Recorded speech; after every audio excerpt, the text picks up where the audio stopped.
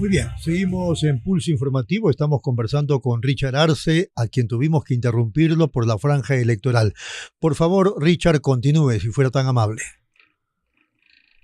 Sí, Rodolfo, evidentemente es una situación bastante peculiar ver la improvisación de un gobierno que también es fruto de la propia improvisación, porque recuerda bien la transición con Gerí, no se Sí, esperaba, o sí, sea, uno claro. suponía que Gerí llegaba hasta el 28 de julio, no iba a ser tan incompetente, tan negligente para que se caiga su gobierno, como sucedió por casos Oye, Richard, exclusivamente de corrupción.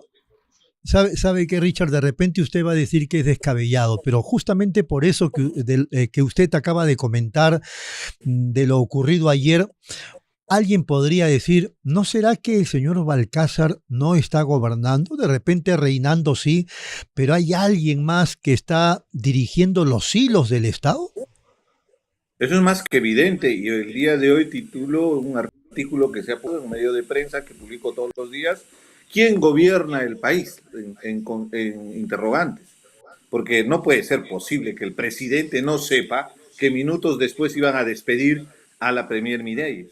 Entonces, objetivamente, lo mismo ha sucedido y te hacía el recuento de la historia de Hernando de Soto, donde Sí, de sí, manera sí. rimbombante, como siempre ha sido su personalidad, ha anunciado una reunión inclusive con unas comunidades indígenas de Canadá para ver sus experiencias, realmente descontextualizado de la realidad, teniendo tantos casos en nuestro país que más bien deberíamos abordar. Pero lo concreto es que después el propio Hernando de Soto, en plena entrevista televisiva, se entera de que ya no es el premier que iba a asumir en esta circunstancia y se entera que fue la señora Mireilles.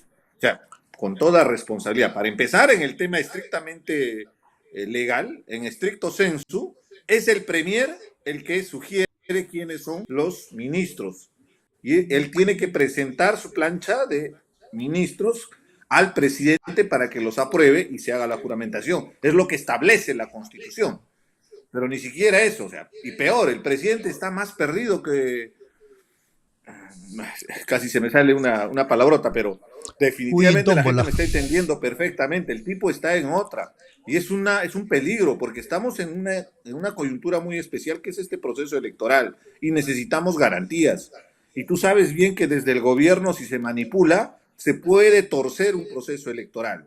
Pero también lo más grave, ¿qué negociados, qué tráficos habrá en Palacio de Gobierno para que se esté haciendo estos cambios ministeriales probablemente asociados a intereses pecuniarios, pues, porque vamos a ser claros, acá gobierna el Congreso de la República con sus bancadas mafiosas, el pacto mafioso que nos gobierna el país sigue controlando el gobierno, por eso los Acuña manejan el sistema de salud, el tema de educación, ahí entra a tallar Cerrón, entra a tallar Keiko Fujimori, son estos sinvergüenzas que todavía tienen la sinvergüencería de postular a una reelección o pretender la presidencia, los que han estado manejando todos estos tinglados de corrupción que lamentablemente están destruyendo la institucionalidad del país y nos están llevando a una situación sin salida, ¿no?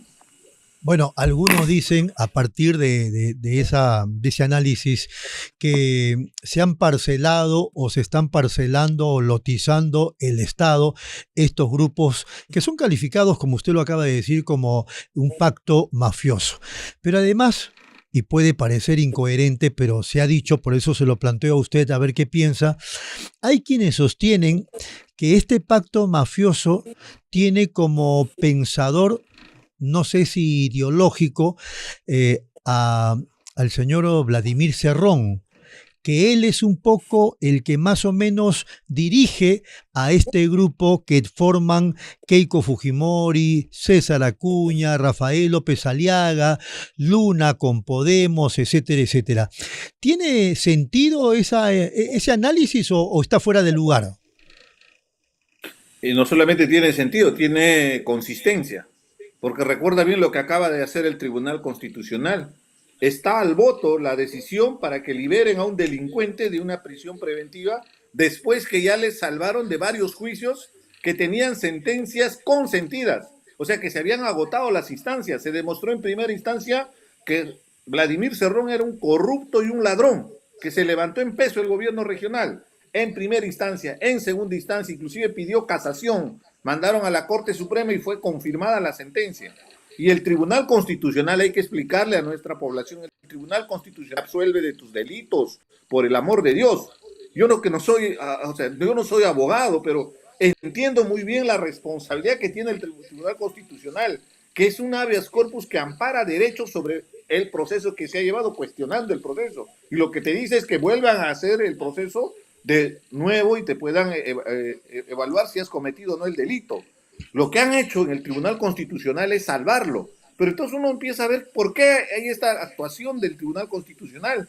Porque evidentemente fueron los votos del cerronismo sumado al fujimorismo en ese pacto mafioso contra natura entre el fujicerronismo para elegir a este actual Tribunal Constitucional, que con todo descaro priorizan inclusive una demanda de habeas corpus de Vladimir Cerrón, teniendo 1.500 documentos de personas que han presentado habeas corpus. O sea, ¿dónde está el orden prelatorio que representa justamente la igualdad ante la ley?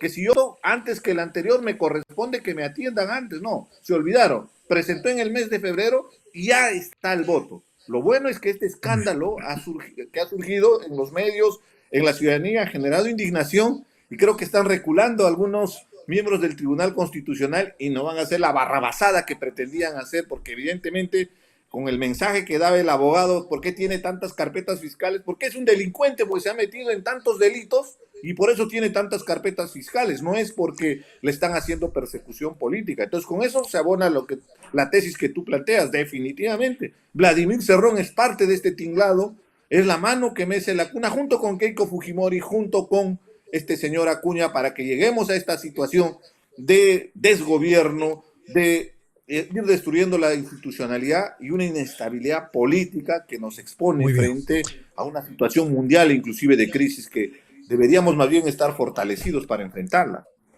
Muy bien, aclarando, no es un análisis que yo planteo, estoy repitiendo nada más un análisis que no dejó de llamar mi atención y que usted, digamos, lo está reconfirmando. Pero vayamos al tema eminentemente electoral. Estamos, creo que a 25 días nada más del proceso, y en los pocos minutos que nos quedan, quería una opinión suya a mi pregunta. No le voy a preguntar para usted en su análisis quiénes pasarían a segunda vuelta, porque el tema todavía es complicado considerando los porcentajes de cada uno de ellos. Pero sí me gustaría preguntarle ¿quiénes o qué grupos políticos, de acuerdo al contexto que estamos viviendo, 4, 5, 6, están en la posibilidad de pasar a la segunda vuelta? Es un escenario de incertidumbre para empezar, porque recuerda bien, en las elecciones anteriores para esta fecha ya se habían despuntado algunos de los candidatos, aunque las propias encuestadoras también ocultaban información, y el caso particular de Pedro Castillo resaltó mucho en la última elección, porque una semana antes los principales de prensa escrito que tenían la opción de publicar una semana antes, ahora ya se puede publicar inclusive en días antes de las elecciones. No aparecía Pedro Castillo ni siquiera en el cuarto, en el quinto, en el sexto lugar, y terminó ganando las elecciones. Una cachetada inclusive al tema de las encuestadoras.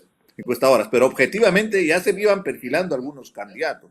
Esa situación por ejemplo, Richard, ahora, haciendo un esfuerzo, pues Richard, más o menos, ¿qué partidos cree usted que todavía están en la posibilidad? Mi lectura política, y viendo la evolución de las encuestas, porque es muy importante la tendencia. Yo analizo más tendencia, viendo una encuesta con otra, y sobre todo a portas del proceso electoral. Los partidos que están teniendo opción de crecimiento y tienen un crecimiento vertiginoso de 0.1 a haber saltado a 4, a 5%, eso nos muestra que tienen consistencia y pueden seguir creciendo. Y más bien los que estaban arriba y que se mantenían, yo diría en meseta, porque no han crecido. Ahorita te doy nombres, no te preocupes, Rodolfo, sino que es importante explicarles, es que mucha gente cree que las encuestas es una ciencia, no es un tema de, evidentemente que hay manipuleo, eso es otra cosa, pero si uno aplica estrictamente las encuestas y sigue la tendencia, lo que estoy viendo es que los que estaban arriba van a tener serios problemas, y me refiero estrictamente a López Aliaga. Yo no veo a López Aliaga en una segunda vuelta, porque a estas alturas tener esa caída es bastante peligrosa, más aún con los mítines y las movilizaciones que está teniendo a nivel nacional, donde no hay convocatoria de gente. Entonces va a pasarle la misma historia que Forsyth. Forsyth no tenía 10, 12%, tenía 25, 28%.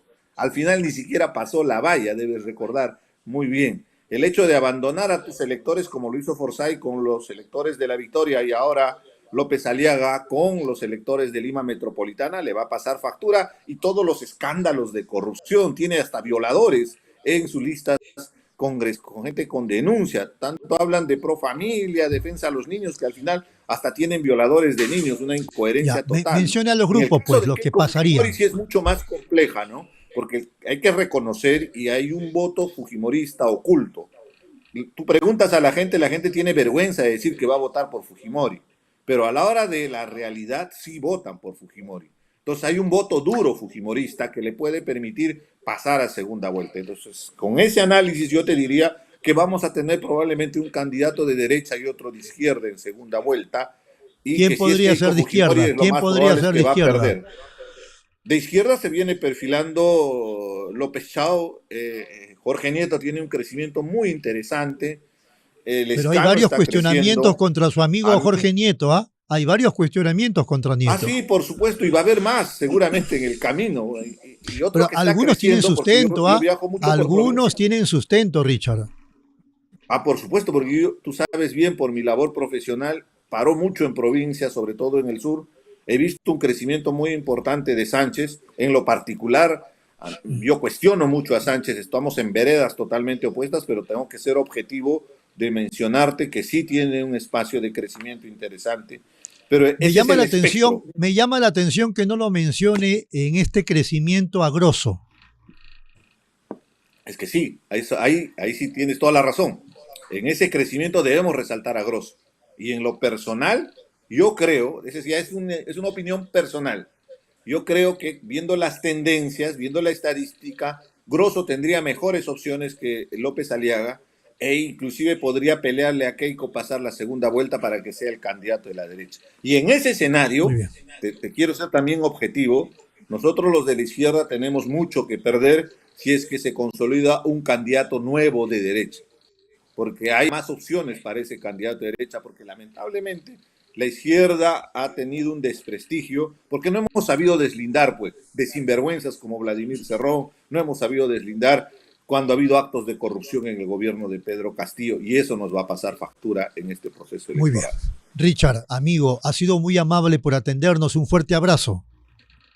No, el gusto, solo expresar a la población que es la oportunidad. Más allá de quién sea el candidato, vayamos a votar el día de las elecciones. Es muy importante para enfrentar a este pacto mafioso. El que no vota, el que hace un voto, que no asiste a votar, está favoreciendo. Entonces hay que hacer un voto consciente, evaluando a los candidatos. Un gusto.